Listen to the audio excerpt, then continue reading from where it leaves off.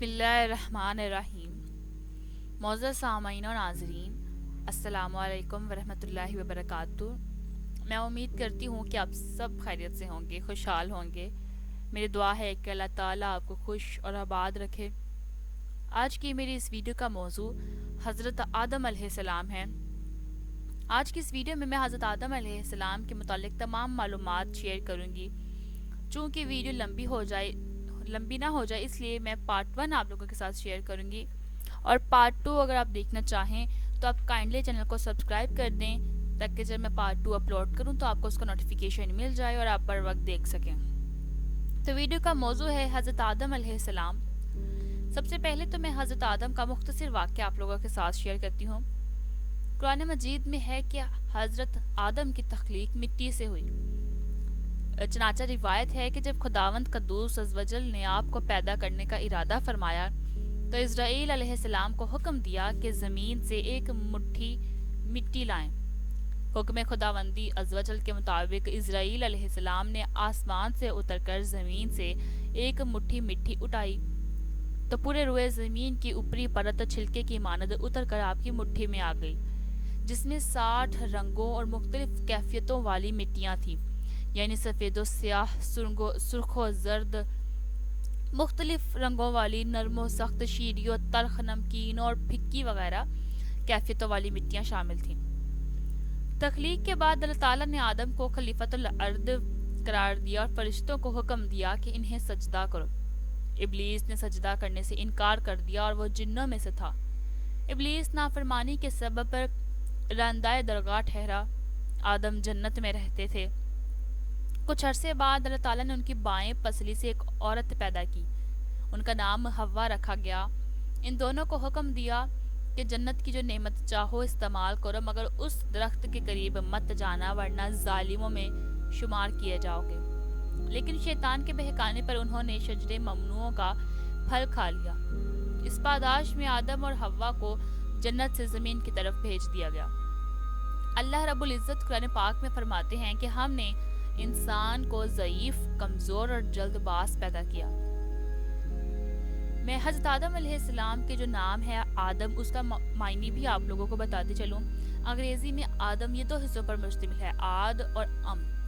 इसके मायने अल-अर्ज़ के हैं।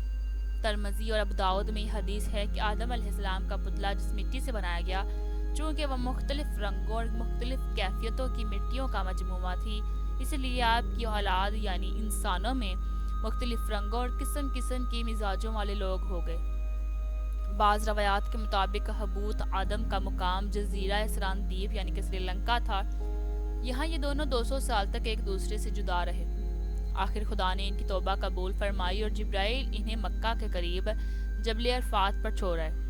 तबरी और इब्न असीर की रवायत के मुजब अल्लाह ताला ने हज़रत आदम को यहाँ काबा बनाने का हुक्म दिया और जिब्राइल ने इन्हें मनासिक अदा करने के तरीके बताए।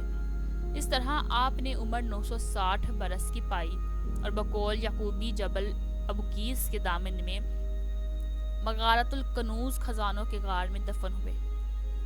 बाज़ मौरखीन के बकौल आपकी कब्र मुबारक सऊदी अरब में मस्जिद खैफ के सहन में है।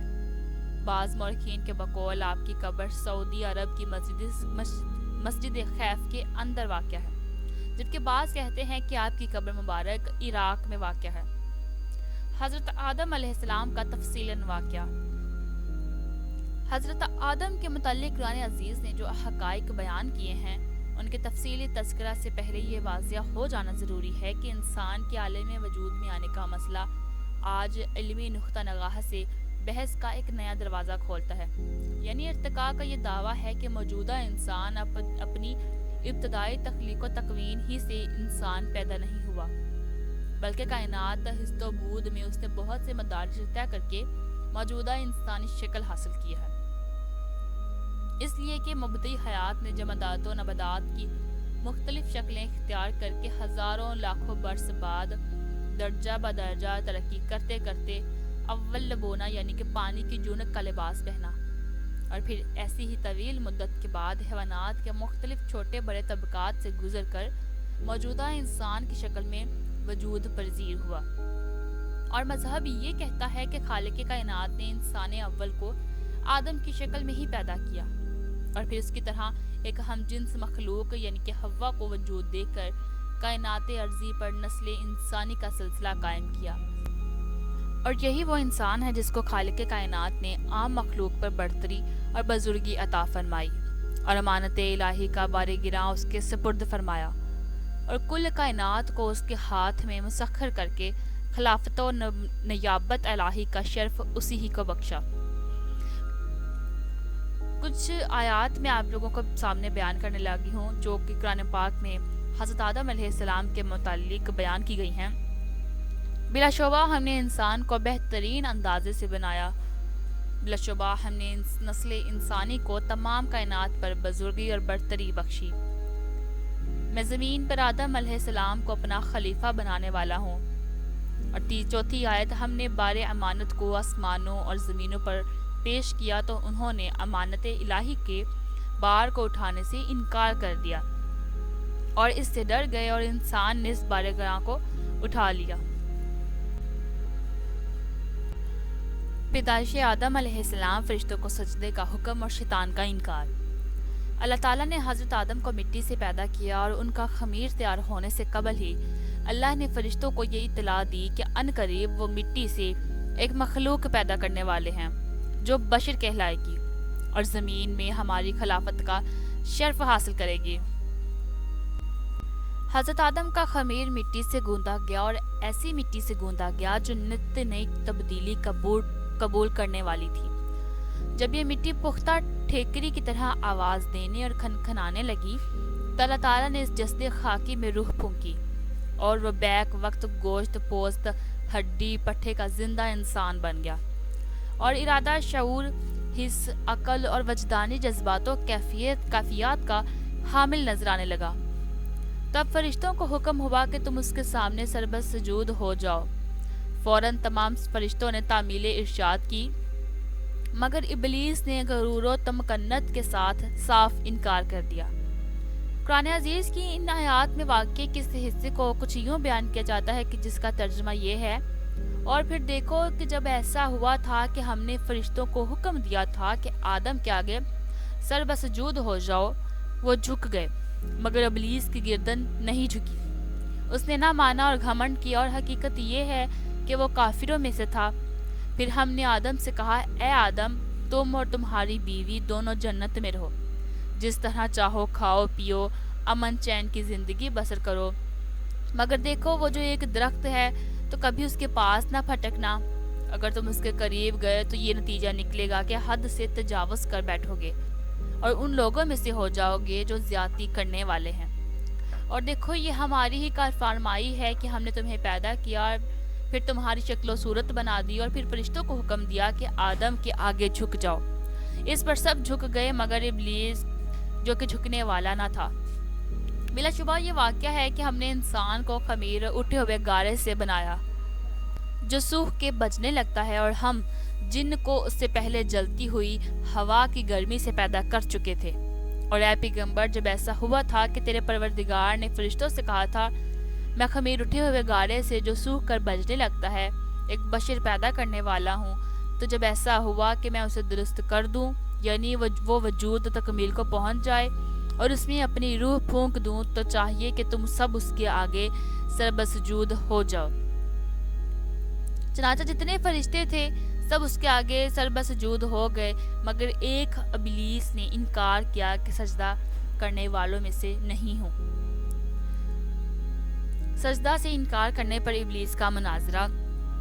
اللہ تعالیٰ اگرچہ عالم الغیب اور دلوں کے بھیدوں سے واقف ہے، اور ماضی، حال اور مستقبل سب اس کے لیے یکساں ہیں، مگر اس نے امتحان و آزمائش کے لیے ابلیس سے سوال کیا، کس بات نے تجھے جھکنے سے روکا جبکہ میں نے حکم دیا تھا؟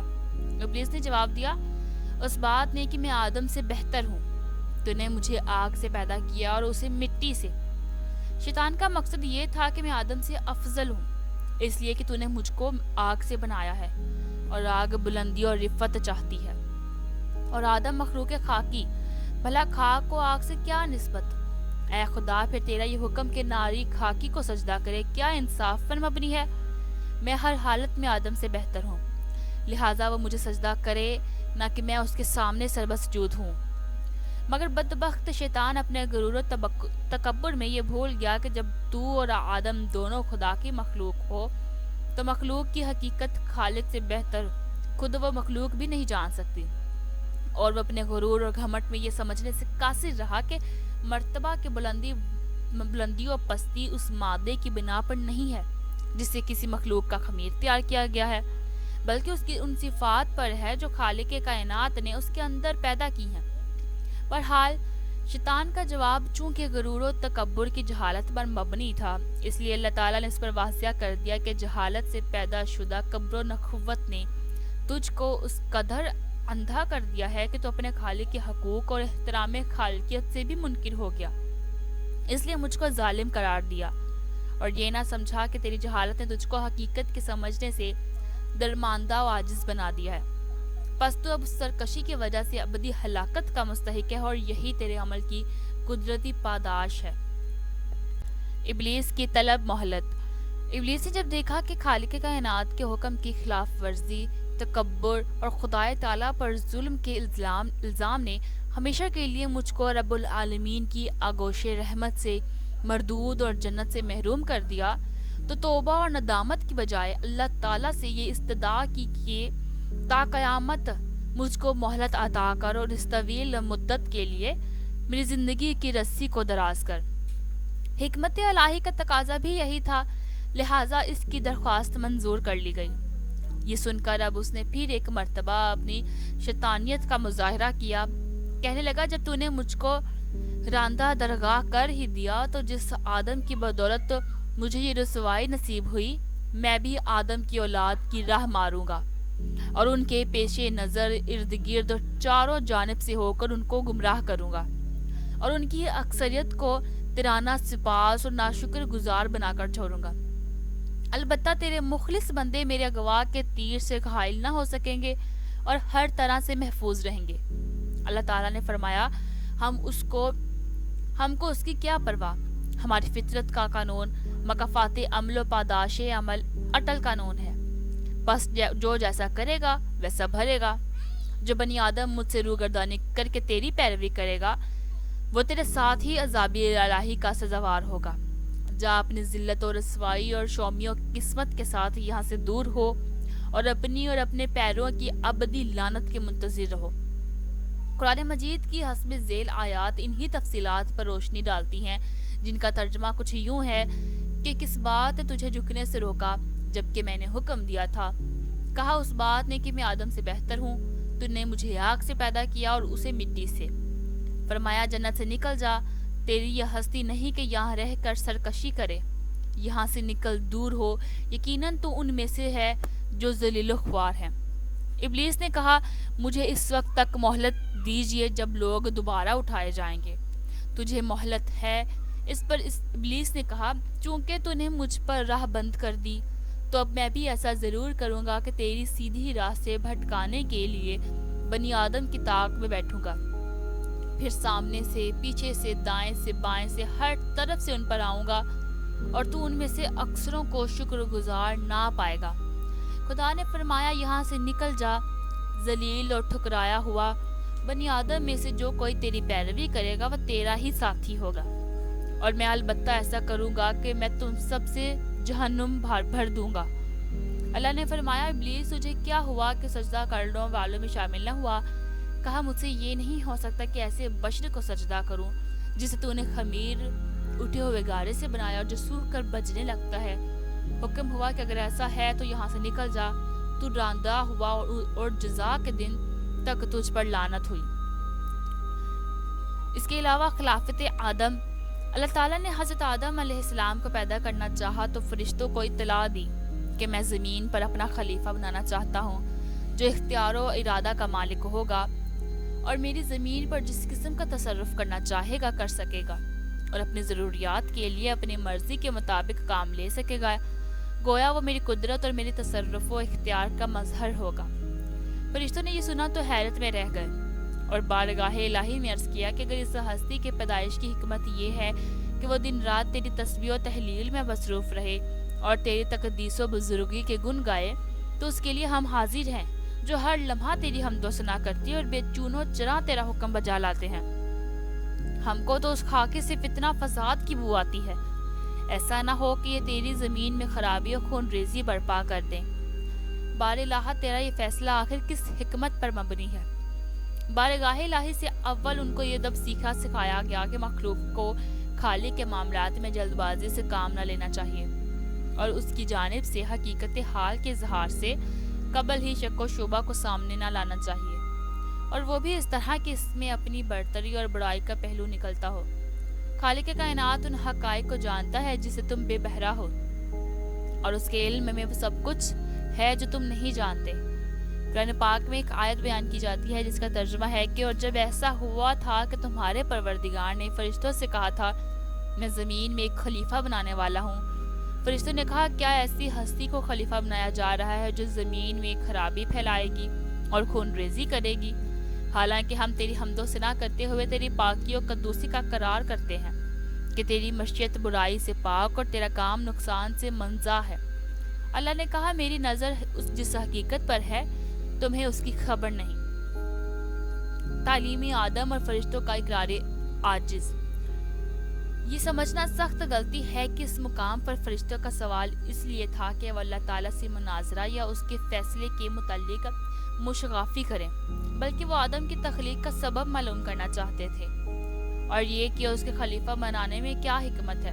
ان کی خواہش تھی کہ اس حکمت کا راز ان پر بھی کھل جائے، اس لیے کہ ان کے طرز اور تعبیر مقصد میں کوتاہی پر تنبیہ کے بعد اللہ تعالیٰ نے یہ پسند فرمایا کہ ان کے سوال کا جواب جو بظاہر حضرت آدم کی تحقیر پر مبنی ہے، عمل و فعل کے ذریعے اس طرح دیا جائے کہ ان کو خود بخود آدم علیہ السلام کی برتری اور حکمت الہی کی بلند و رفیعت کا نہ صرف اعتراف کرنا پڑے بلکہ اپنی درماندگی اور اجزا کا بھی بدیہی طور پر مشاہدہ ہو جائے۔ لہٰذا حضرت آدم کو اپنی سب سے عظیم المرتبت صفت یعنی کہ علم سے نوازا اور ان کو علم اشیاء عطا فرمایا۔ حضرت آدم کے متعلق معلومات کا پہلا حصہ یہاں مکمل ہوتا ہے۔ امید کروں گی ناظرین کہ آپ کو یہ موضوع پسند آیا ہوگا۔ اگر آپ اس کا پارٹ 2 بھی دیکھنا چاہتے ہیں تو کائنڈلی چینل کو سبسکرائب کر دیں اور بیل آئکن کو پریس کر دیں تاکہ اپلوڈ ہونے والی نیکسٹ ویڈیو یعنی کہ حضرت آدم کا پارٹ 2 آپ کو بر وقت مل جائے۔